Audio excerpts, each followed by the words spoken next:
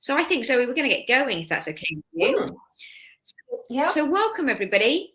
This is day 2 of Let's Talk Talents Learning at Work Week. For those of you that don't know me, I'm Jo Taylor. I'm MD of Let's Talk Talent.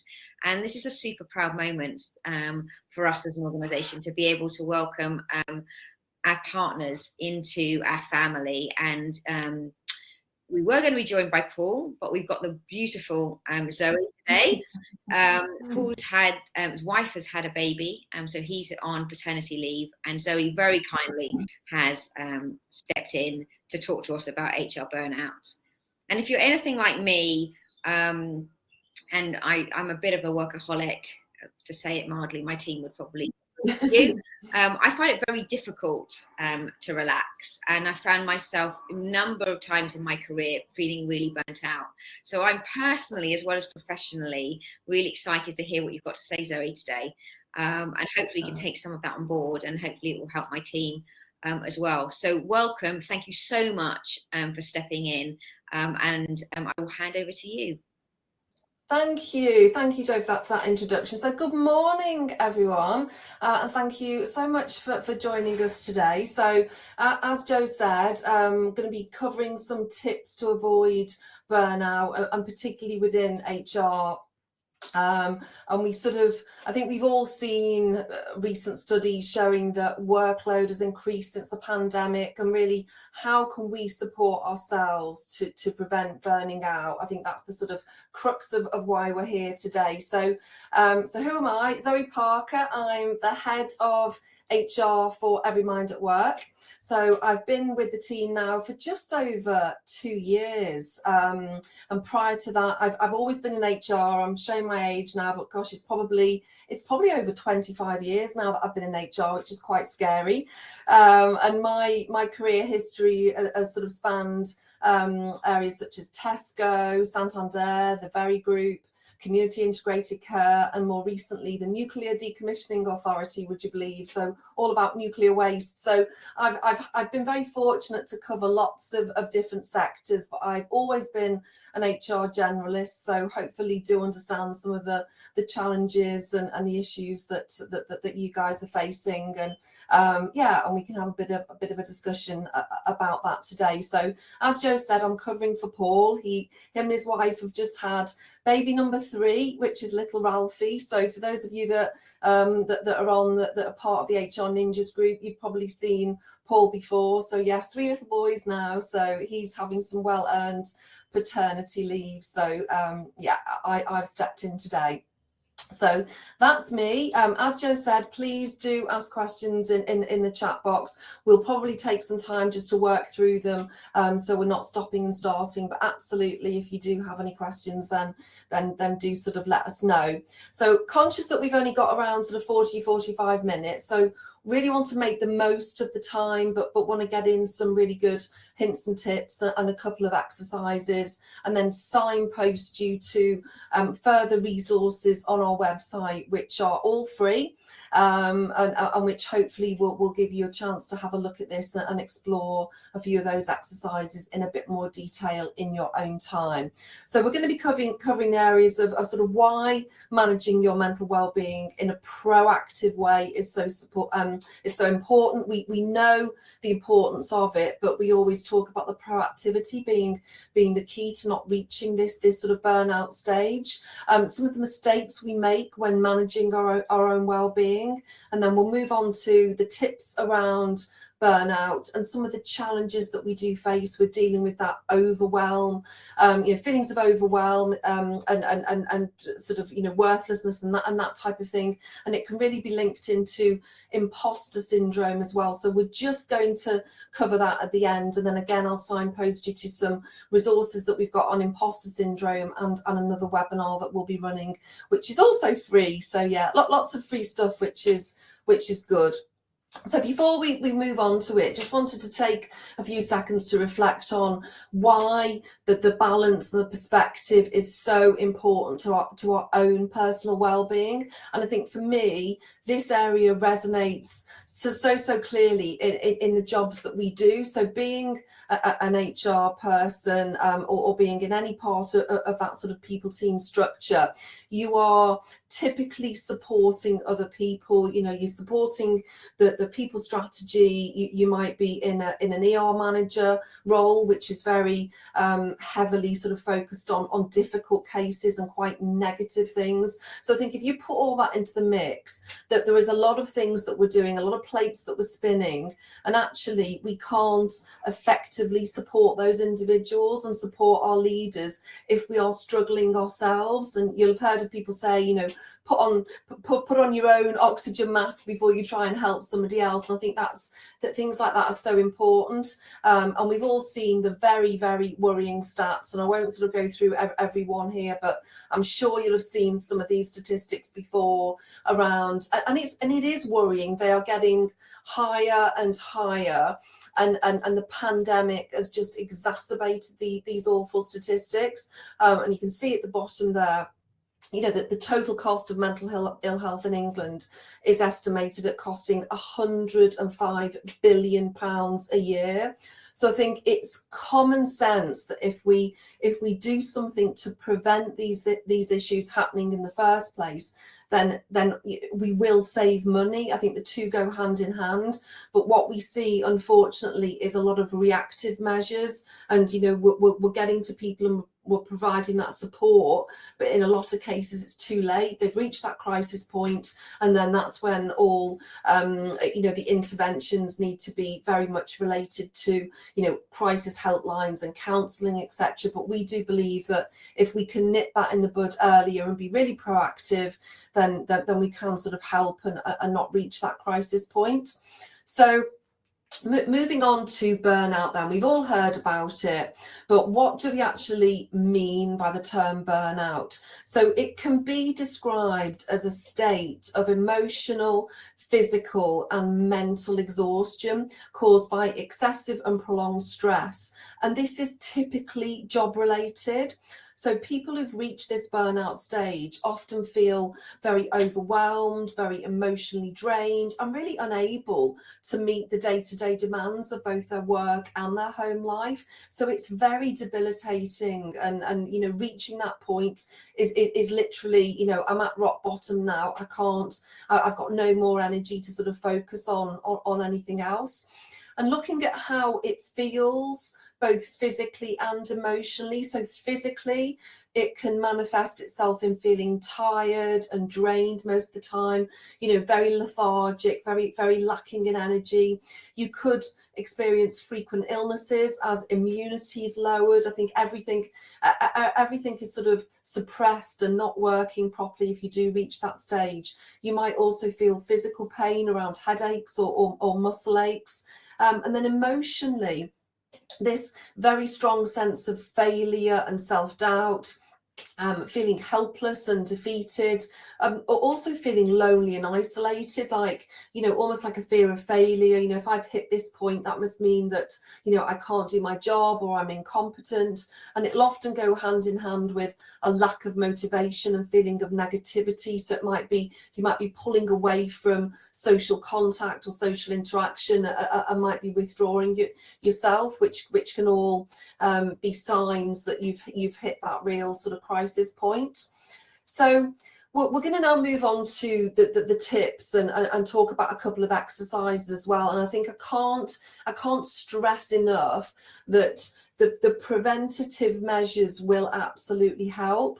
I think, you know, if somebody is reaching that crisis point, then absolutely there's a place for those crisis type interventions. There's always going to be a place for, you know, helpline and signposting if somebody is perhaps feeling suicidal or something like that, and you're getting to a very serious point. There will always be a need for those interventions, but what we say at Every Mind is, if we can put in preventative measures, then we are far more likely to not reach that crisis point in the first place. So it's almost like all the things that we can put in place to prevent us from reaching that awful crisis point where we're feeling we're feeling helpless or burnt out, or God forbid, as serious as feeling that you might want to end your life.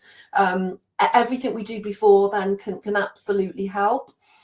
So something we often talk about is connection. So tip number one is around connecting with people. I think as humans, we are meant to connect with people. We're meant to have that social interaction. If we don't have that, and if we don't talk about those sort of feelings, I think that can again be quite damaging if literally it's going round your head over and over again, and you're not letting out how you feel. So it sounds really obvious, but just the simple point of talking to family and friends and letting them know how you're feeling, tell them that you're struggling, confide in a work colleague or a manager, and particularly if you're feeling overwhelmed at work. I think if you take something on, and we'll talk a bit about people pleasing, but if you're the type of person that will take on board more and more, and somebody thinks that you're okay doing it, then let you do it. I think with the best in the world, if you look like you're in control and you look like you're coping and you're really masking your true feelings, then unfortunately that work will probably keep coming. So really important to say, look guys, I'm struggling a bit here. I just need to talk to somebody around how this is making me feel. My workload maybe need to be looked at, etc., etc. So that's a really good point.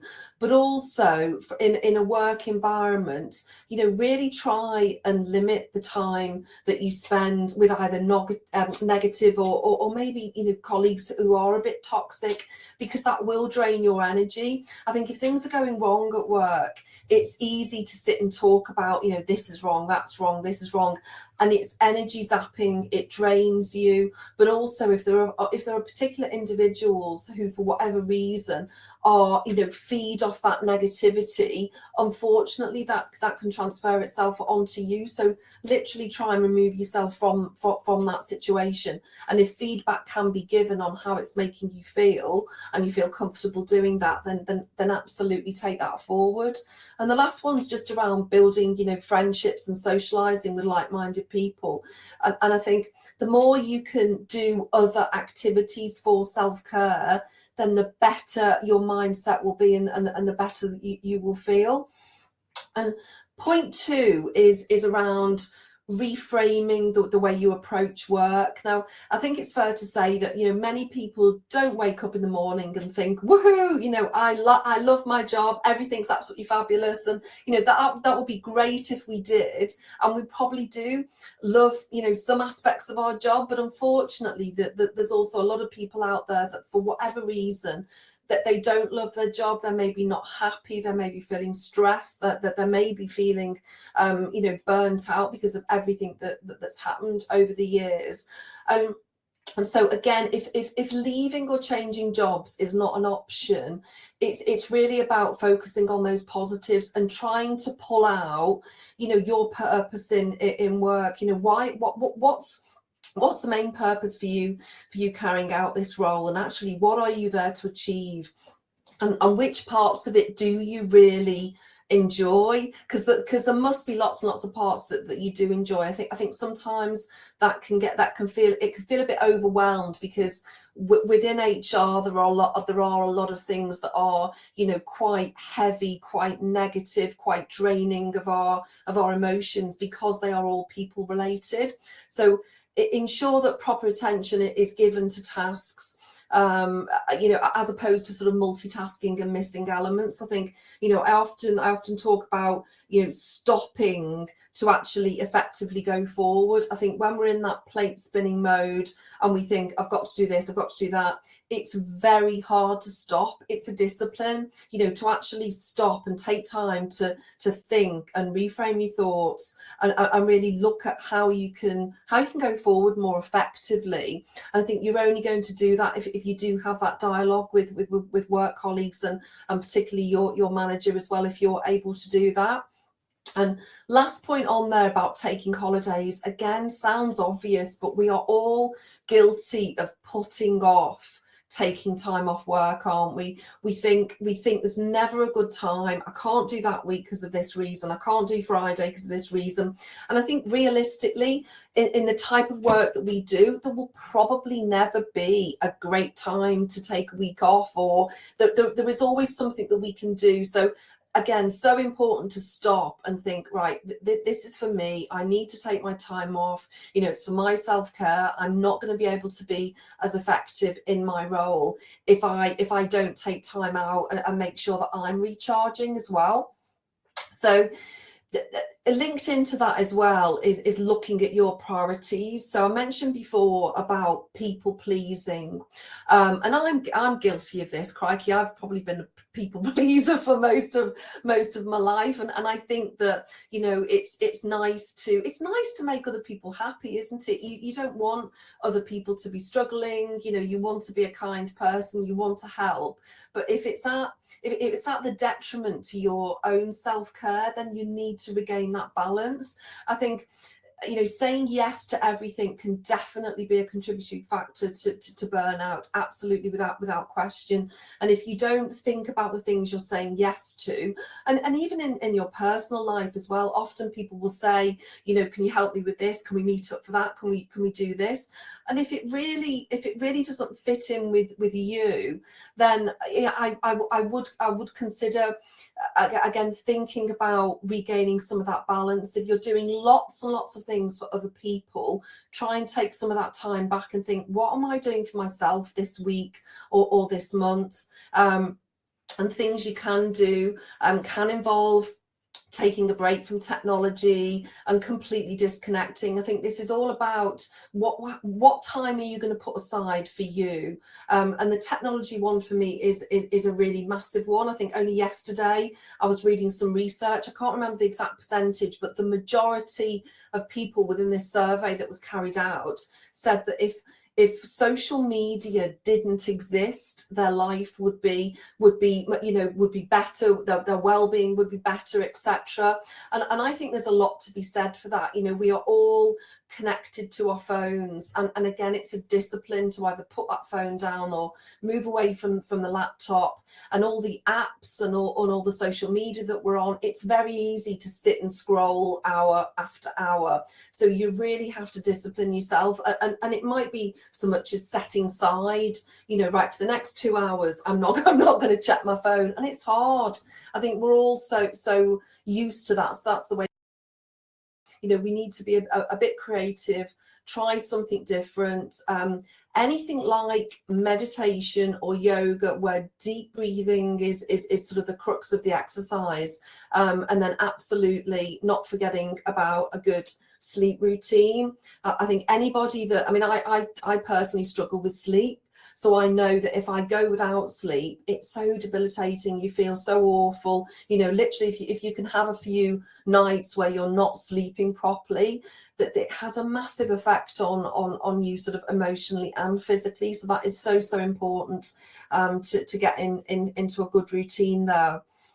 And tip number 4 is sort of again around taking that time to center yourself. I think some of you have probably heard of box breathing, and I think this is a great breathing technique, just to, you know, just to center yourself and calm yourself. And it literally is the exercise of you're breathing in to the count of 4, you're holding to the count of 4, you're exhaling to the count of 4, and you're holding to the count of 4. So that's your box there, 4 4 4 4.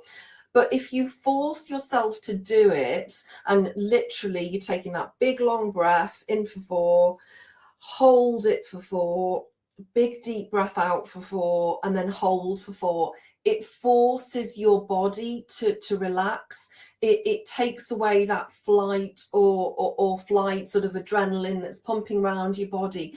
And I'd say, please don't underestimate the benefits of doing that, because sometimes you talk to about people and you think, oh, you know, I haven't got time to do that, but literally it's, you know, it can take less than 30 seconds.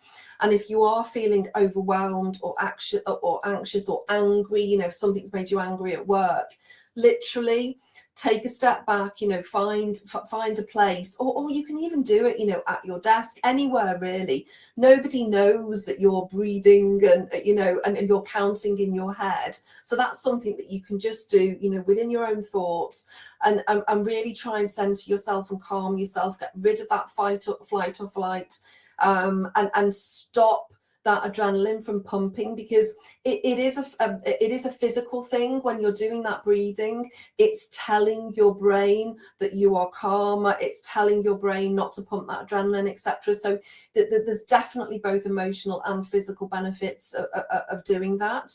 And I think those you know, facing these situations with that sort of openness and non-judgment and being patient and really choosing your mindset. You'll have heard of people saying, you know, you can choose your mood, you can choose your mindset, and how you choose to react to a situation is absolutely within your control. You know, something can happen around you and ordinarily you might react to it, you might react with anger or frustration, but ultimately your reaction is in your control. You can't control how anybody else is going to react to it, but what you can control is your breathing, you know, your sort of calming influence that you can have on yourself. And I definitely say, you know, practice those techniques, and I'll signpost you to a few more that we've got on our website a little bit later.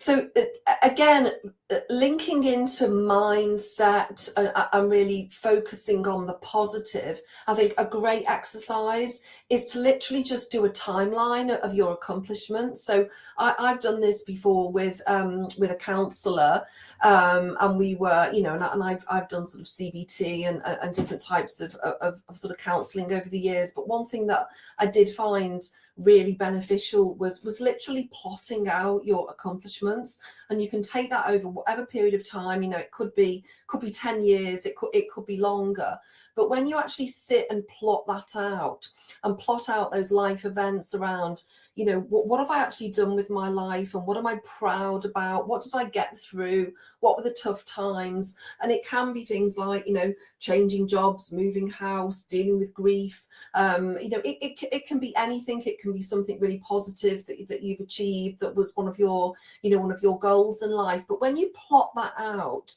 and you literally see it written on paper, and it does give you that sense of accomplishment, and you can almost stop beating yourself up around, you know, I'm not good at this, or I haven't done a good job at this, or I'm frightened of taking on the next challenge. Because when you look back at what you've actually done, it's really powerful, and again it tells your brain that there are positives here, that we don't need to focus on the negatives.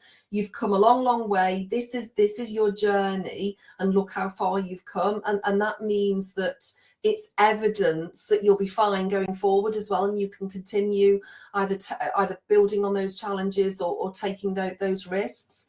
And it's the same with other sort of self-care times in the day. I know some people write a daily gratitude journal, and it is literally a case of, you know, what are you grateful for? You know, what are the positives in your life? And it could be on a daily basis or weekly basis, whatever suits you.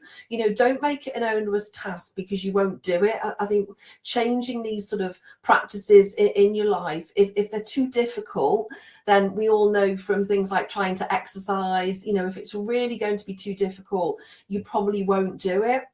So pick something that is sustainable and it's realistic, that you can actually focus on, but really make that time for yourself, for self-reflection, for, you know, meditation, or just a simple breathing exercise and having that quiet time. but you have to do it. You have to put time in there. Nobody will do it for you, you know, so you have to prioritize that basic self-care, which obviously includes, you know, eating well and trying to get into a good sleep routine, exercising, you know, getting some fresh air, and all the things that we know about, but often we tend to ignore, because sometimes it's you know, other things take over and we think, oh, I'll do that later, and our self-care goes to the bottom of the pile.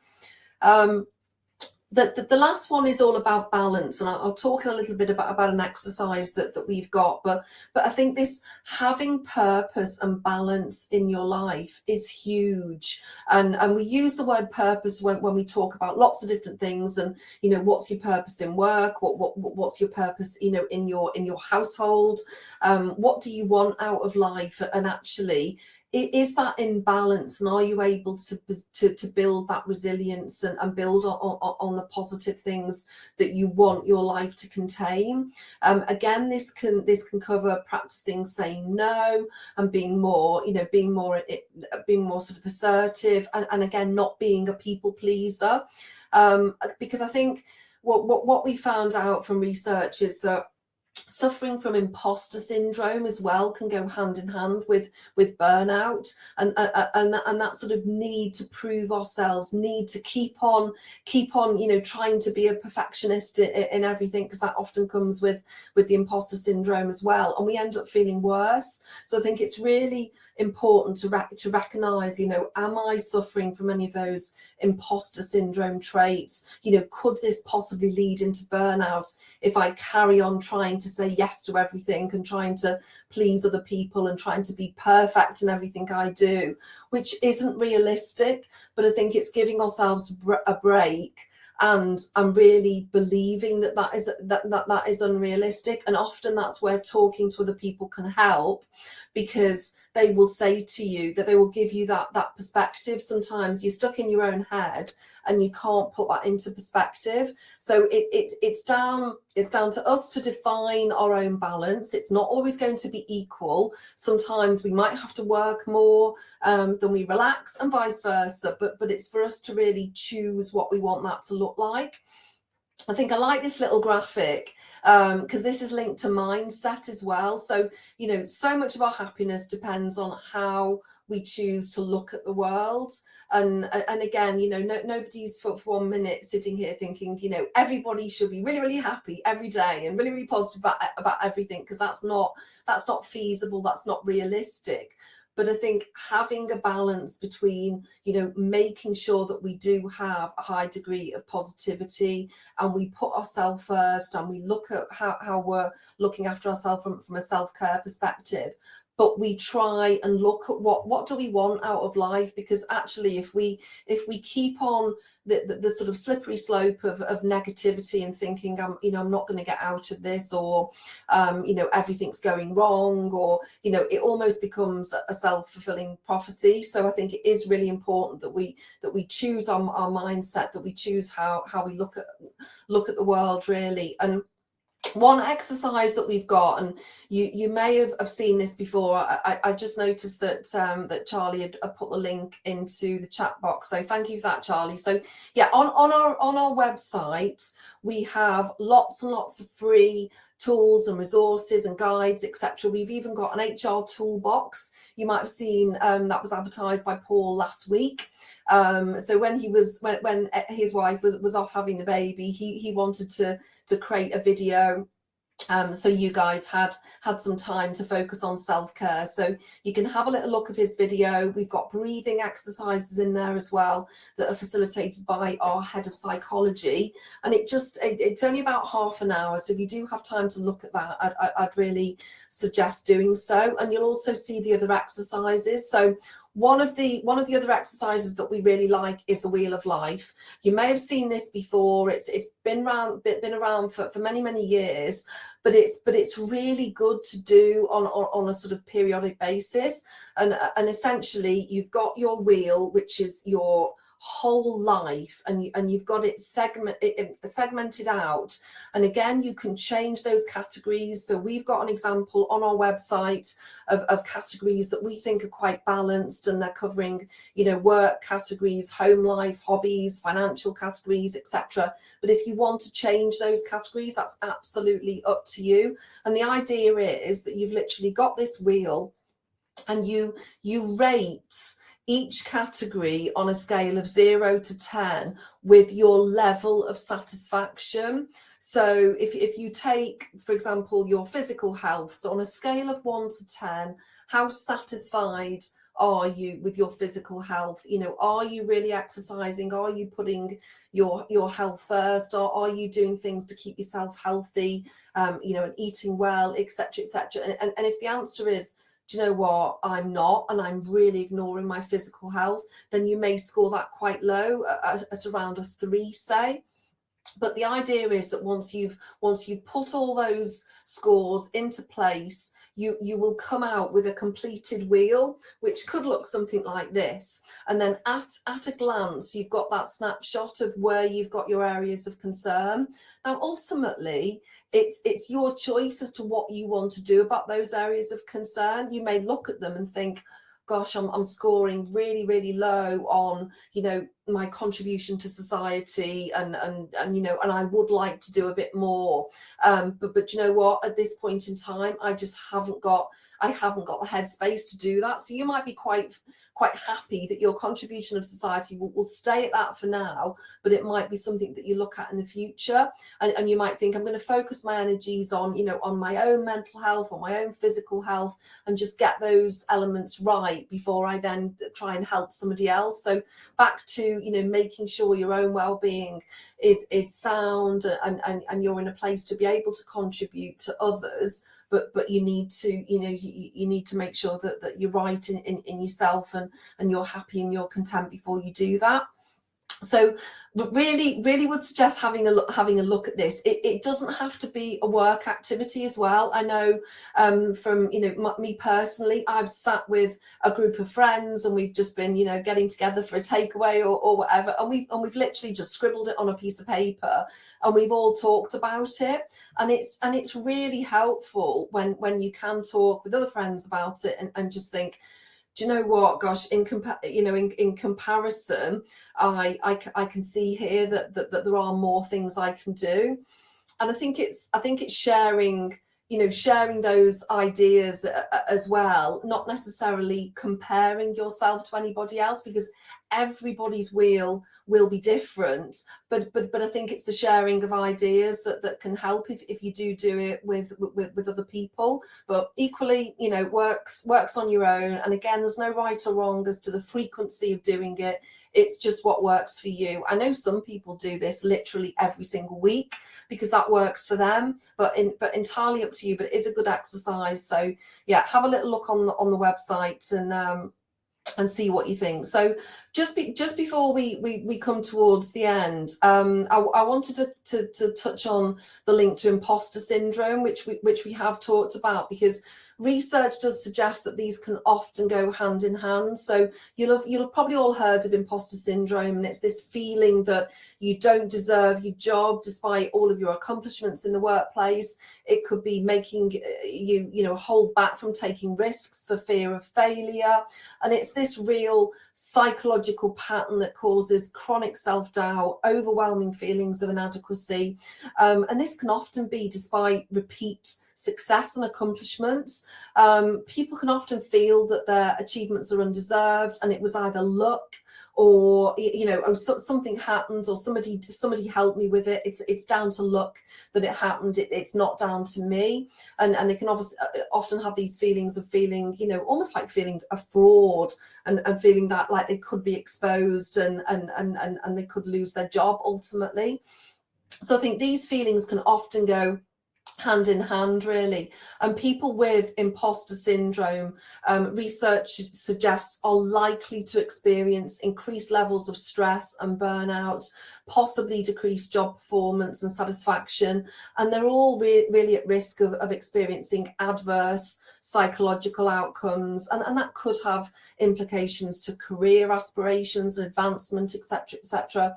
And it's often associated with a real sort of fear of failure as well, and that real sort of low self-esteem. So I think one of the things just to point out, you know, if you are having a look on the website, you're having a look at the resources, etc.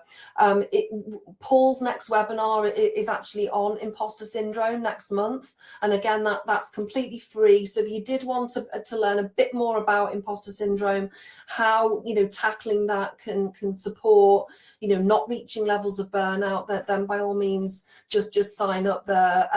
The link that Charlie's already said through, it's literally within that resources tab. I think it says monthly free webinar, and you can have a look on there and just sign up to it. So I would advise that you have a little look in when you've got a bit more time at the sort of imposter syndrome traits, and how that can sort of help with you know, with sort of limiting burnout.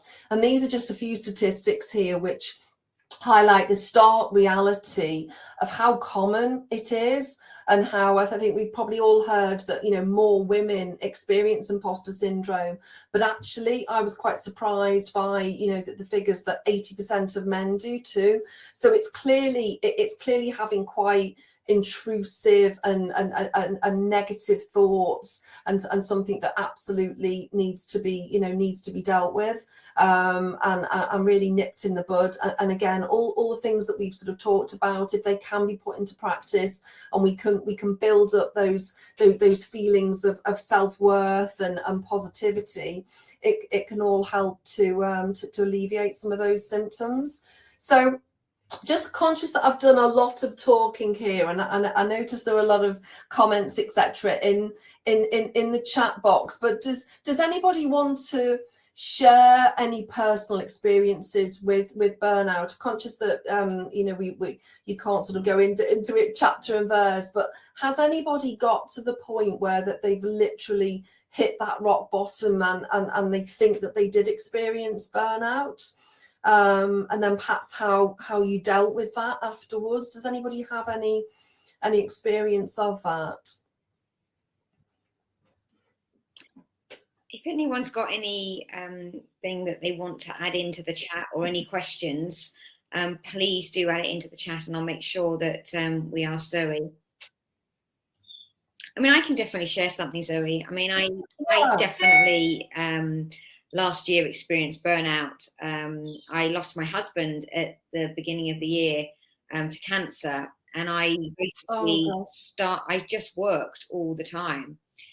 And I got to Christmas, and I said to my team, I was sitting on a team call, and I was saying, just one more push, just one more push. Yeah. And I was listening to myself, and I was thinking, I don't have another push in me. And I just remember it's the first time that I really did turn the laptop off. I didn't at Christmas, but I'd worked all the way through to keep going, and then had a crash at Christmas, which was absolutely fine. I was surrounded by family, and I knew it was coming, but I think it really made me think about looking at the warning signs. This year, I'm trying to put a little bit more time in. So instead of always saying I'm going to take Fridays off, it's like one Friday. If I get one Friday a month, I'm trying to set those little goals. I think they make a big difference. Yeah, I think we shouldn't underestimate the little things. I think sometimes it's like going back to the breathing exercise. You know, I've had conversations with people who you know, initially have thought, oh, you know, I haven't got time to do that or whatever, but it really does center you. You know, if you're feeling frustrated or overwhelmed, or, you know, yes, it's not going to make the problem at hand go away, but it's going to build up that resilience in you to be able to deal with it more effectively. Because anybody that's sort of going into panic mode, or God forbid, you know, having a proper panic attack, you know, we don't want to get to that point. So I think it's just a good a good discipline to get into. It is, and that's where we've got that's where mentors can come into play, don't they? Yeah. Yes, absolutely. Yeah, and I think just having that dialogue and getting that perspective from another person is absolutely so important. Just seeing we've got a few things in the chat. So Louise is saying, in my last firm, I was taking everything on in my team. I felt physically unwell, working long hours, and it was unsustainable. Eventually, I went to a partner at my firm and asked for extra resource, else I would have probably had to leave. That's brilliant, Louise, that you were able to do that. Yeah. Marie, ironically, my line manager is trying to call me, even though I blocked out my time in my calendar to attend this webinar. So unfortunately, okay. So you see, you can be, you know, we can set the best will in the world. You can, other people's agendas can get in the way of you being able to take the time out. Yeah. And I think Louise makes a really good point that it's hard getting support from the business to look after HR because you're the carers in effect. Yeah. And I've definitely found that with working with HR teams, and you would have found that, Zoe, yourself, that we sort of put ourselves last, hence why I wanted to do this Learning at Work Week event, because I really felt that actually we need to look after our own community rather than always being the carers.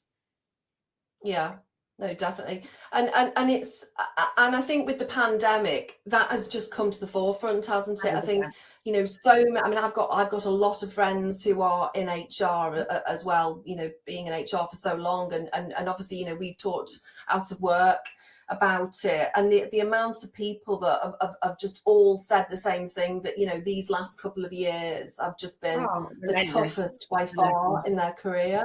And, you know, and I think, unfortunately, some people are wanting to leave the profession, aren't they? I've seen quite a lot on social media around people have just had enough. And it's a shame. It's a real shame, because all of that, you know, experience and possibly qualifications, etc., that have gone into it. It's such a shame that we can't get more support. It shouldn't, you know, it shouldn't come to that, should it? And then Joanna's saying, had burnout about 6 years ago after a prolonged periods of stress in a senior leadership role. I just kept on thinking it will get better, but of course it didn't, as we have to do something to make it better. Yeah, and my body took over and took me out. Luckily, I had the support of a coach, and I changed career and moved into a career in learning and development, which fulfills my purpose more in life, and I've not looked back, and I have to remember to practice what I preach.